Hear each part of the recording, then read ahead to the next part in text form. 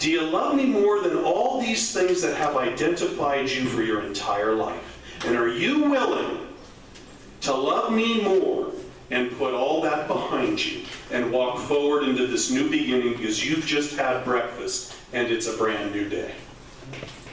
That, my brothers and my sisters, are the these. It's not the disciples, though most people think it is, because that's what it would seem like. I agree with you. Most people would think that. It's not the breakfast, okay?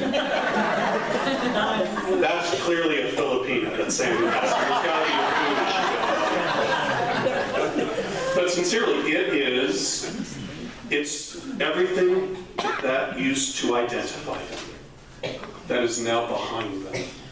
And what Jesus might be sensing is their faith is fragile enough, Peter's faith is fragile enough, that he'll go back to former ways of life.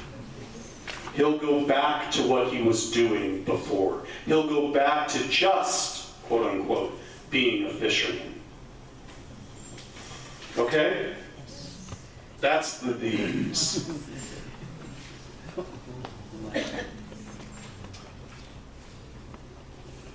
The use of the word love. This is where it really gets a little sticky.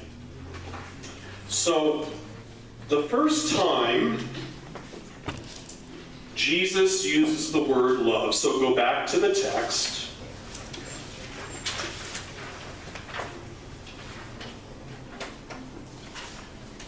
Simon, son of John, do you love me? So I had you circle love. Okay? The first time he asks that question, the word in Greek that Jesus uses is agape. So I'm just going to say it this way. Simon, son of John, do you agape me? Who knows the meaning of the word agape, roughly? Anybody? George? Like. Do you like? No, so agape is a type of love. So unfortunately, the English language is really limited in this regard. So we sort of use the love so flabbily. You know, it can mean anything from the deepest depth of love to, gosh, I'm just in love with her or him, or you know what I'm saying, like googly-eyed nonsense. There's no distinction in the word.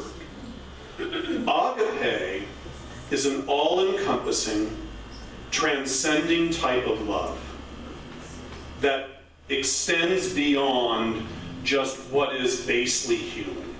It is a depth beyond conception of love. That's agape. So Jesus is saying to him, so Peter, do you agape me more than these? Pointing again to the tools of the trade. In other words, Peter, just how deep is your love? We'll get to the response. In the second question, he says the same thing. Simon, son of John, do you agape me? I think at this point, Jesus might be sort of figuring out, well, you know, he didn't get it with the denials. I don't think he's getting it here either. Right? But again, pressing him, almost pushing him. Jesus is stretching him. He's not allowing him to get comfortable with his faith in him. It's like, how far are you willing to go, Peter? How far? Is it an agape? Do you agape me? Do you agape me? 2 times. The third time, Jesus backs off. Simon, son of John, do you philios me? Philios. So these are the questions, right? Not Peter's answers. So the first question Jesus wants, do you agape me, Peter? The second question, do you agape me, Peter? The third question, do you philios me? Philios is brotherly love. It's like, hey bro, love you. Right? You know what I mean? We're blood. We're blood. I love him. I love him. We're comrades. I love him. We do a lot of this. It's my buddy. We fish. You know, we know the tools of the trade together. Right. My brother. There's nothing wrong with that, by the way. But I want you to notice that Jesus realized possibly he was pushing Peter too far. And Jesus is not one who is insensitive to our situations. He was like us in everything but sin, huh? So he knows that he is asking Peter to stretch himself. And it's like, so I asked him once, oh, Lord, of course you know I love you. He's not getting it. Asked him a second time, well, of course, Lord, you know I love you. He's just not getting it. I have to back off. Right? I've got to back off. Like a good parent, you know, you got to back off sometimes to get the forward movement. Got to back off. Okay. Are you with me, my brother? That's where the third question moves. So I want you to notice this, though. In all of the reasons why love was used differently above, it's again because Peter wasn't getting it. And Jesus didn't say to Peter, even in risen form, well, you better get it together if you're going to lead my church. You better pull it together. You better bundle it up. And you better strap in for Mr. Toad's wild ride, but this is not going to do. He doesn't say that. Jesus in risen life meets him in this new day after breakfast where Peter is.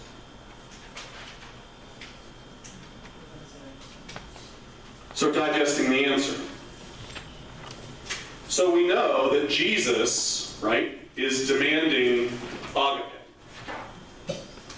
And so when he says, Simon, son of John, do you love me more than these? And Peter says, well, Lord, of course you know I love you. What do you think the word for love is that Peter uses?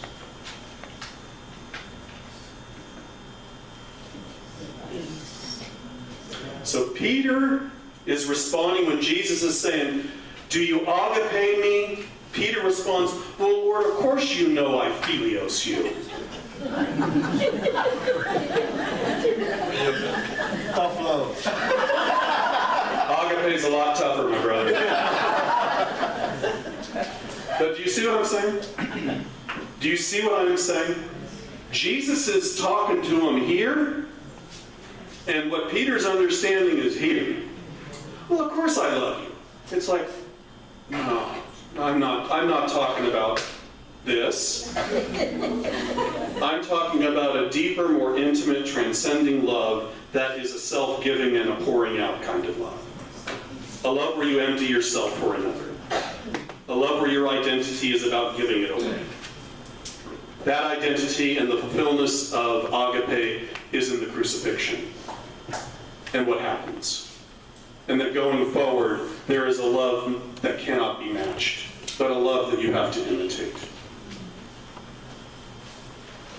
The second time, what's the answer? Same thing. Third time, why is the answer the same? Because guess what?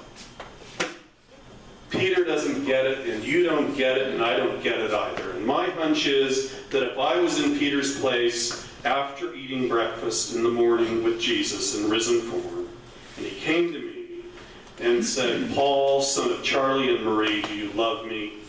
Do you agape me? I'd say, well, Lord, of course I philios you. I'd be doing the same thing because I don't get it. The basis, therefore, of Peter's ministry is not about the grand scheme and getting it and leading. It's about the fact that Peter's kind of a dull tool the shed. He doesn't quite get it. And that's our leader. He doesn't quite get it. So for me, my brothers and my sisters, what that means is to digest servant leadership, and what we learn from this part of that passage is what we're served at breakfast.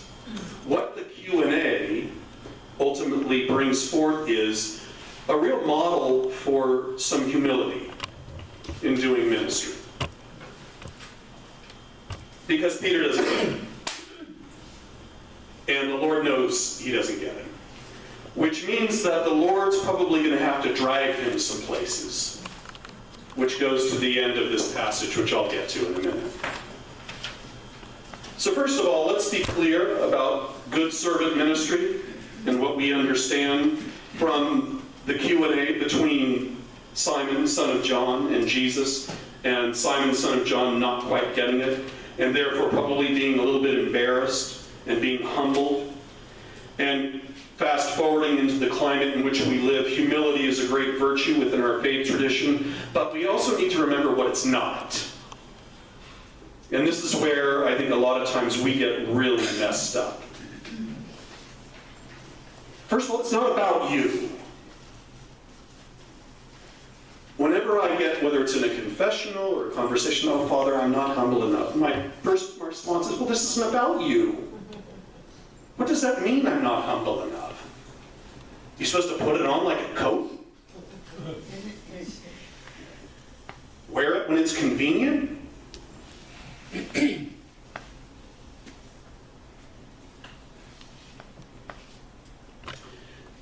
False meekness that is glaringly untrue. Oh, no, Father, please don't thank me. No, don't thank me for the fact that I bought the 55 Christmas trees for church this year. Don't do that publicly. I don't know, Father, please don't throw me the party for doing that. No. You know what I'm saying? We call that almost closet narcissism. Closet narcissism means that you do want all the attention and you want to suck all the oxygen out of the room, but you're going to do it from standing in the corner and telling everybody you're here, but by being off in the corner, you're at least giving the appearance that you're not here. You know what I'm saying?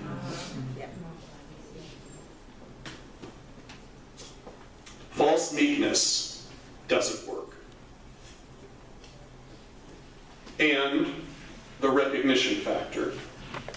Humility is not about being recognized for being humble. Whenever somebody says, there's a humble person, I'd be very nervous. Because if you're being defined as humble, my hunch is you're making it about you, and my hunch is that there's false meekness involved. Not that I'm a suspicious man and priest, but I can be. You know, it goes to the great reading we hear on Ash Wednesday. You know, when you're praying, don't pray on the street corners where everybody can see you. Go do it in secret, and what you do in secret, your Father sees and rewards. Just don't do things for public display. Even when you're claiming not to and standing in the corner, but you're actually saying, even though they can't see me, I still have the microphone and they can hear me.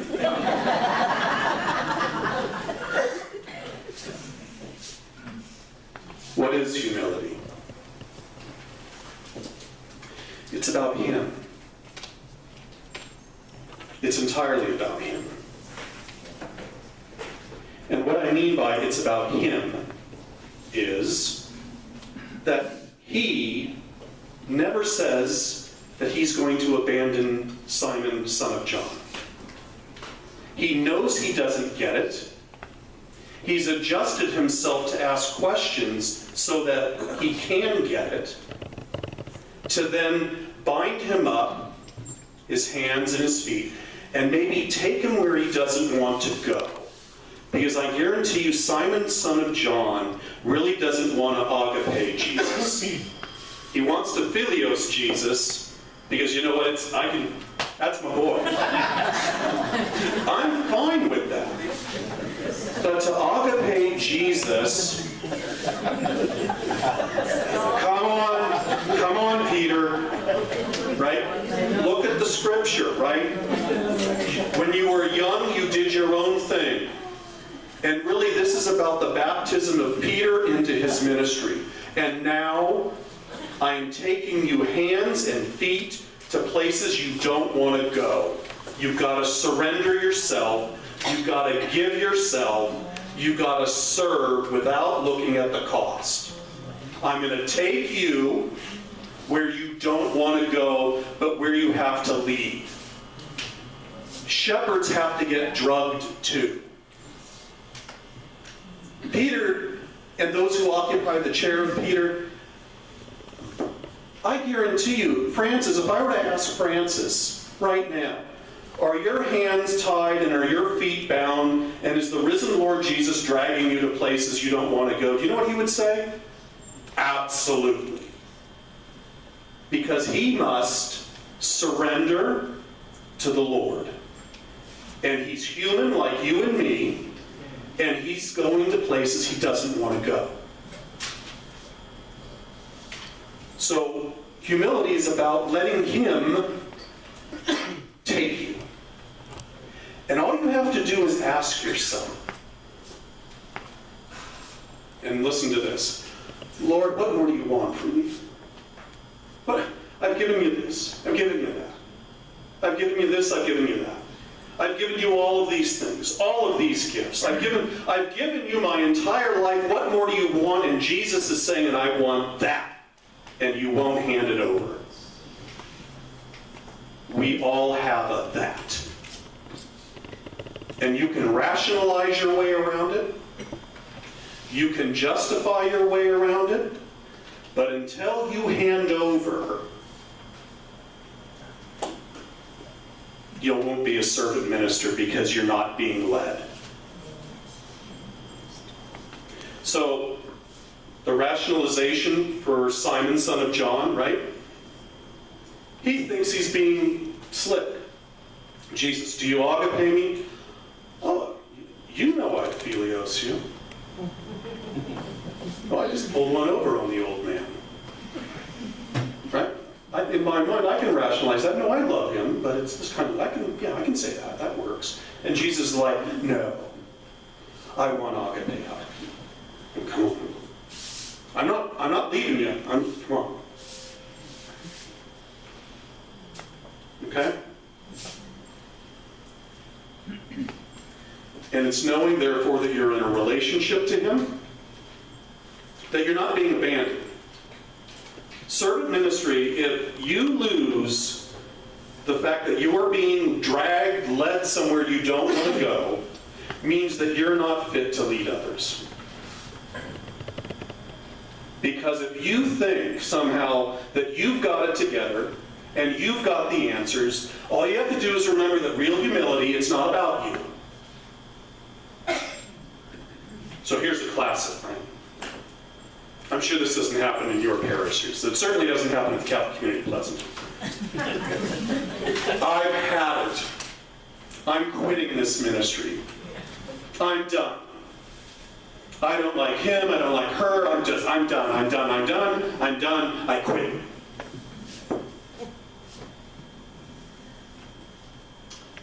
First of all, it's not your ministry.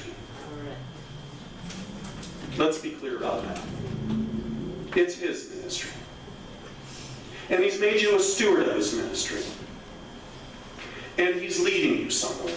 And if you don't want to be led there, fine, then go start ministry somewhere else. But if you quit, then you got a humility issue.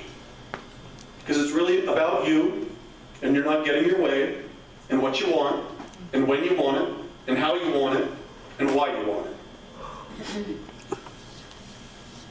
In other words, you don't want to be dragged, you just want to drag everybody else with you. Okay? And ultimately, when it comes to Peter and the Good Shepherd, and we are the sheep. And so I want to go back to the use of lambs and sheep in the questions.